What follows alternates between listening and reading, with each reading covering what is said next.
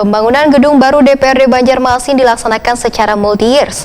Hingga wayah ini pengerjaan gedung masih berjalan, bila pengerjaan pembangunan gedung baru Wakil Rakyat ini sudah berjalan sesuai target yaitu 50%. Bahkan hingga akhir tahun 2022, pengerjaannya sudah lebih dari 50%. Hingga batas pengerjaannya nanti pada bulan Juli 2023 tercapai 100%. Pembangunan gedung baru DPRD Banjarmasin dilaksanakan secara multi-years. Hingga kini pengerjaan gedung yang berdiri di lokasi yang sebelumnya menjadi wadah parkir kendaraan Dewan masih berjalan. Kepala Bidang Cipta Karya Dinas PUPR Banjarmasin Emil Salim mengatakan di Prima TV Jelang tengah hari Jumat 30 Desember 2022 memadahkan bila pengerjaan pembangunan gedung baru Wakil Rakyat ini sudah berjalan sesuai target yaitu 50%. Bahkan hingga akhir tahun 2022 pengerjaannya sudah lebih dari 50%. Hingga batas pengerjaannya nanti pada bulan Juli 2023 tercapai 100%.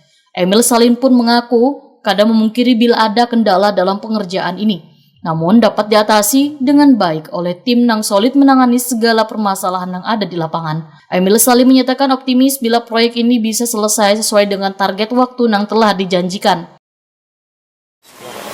Untuk pengerjaan ini sudah struktur lantai akhir, lantai 4 ya. Sekarang prosesnya adalah proses struktur atap.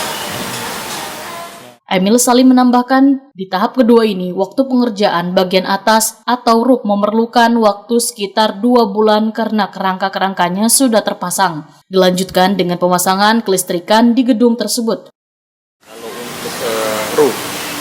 Kalau untuk roof sampai kapan?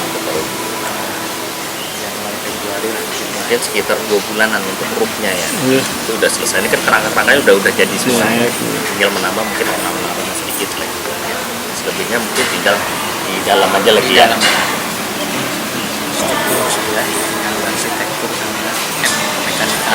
biasanya yang lambat tuh yang harus sedikit ini kita adalah ME-nya, mechanical electrical.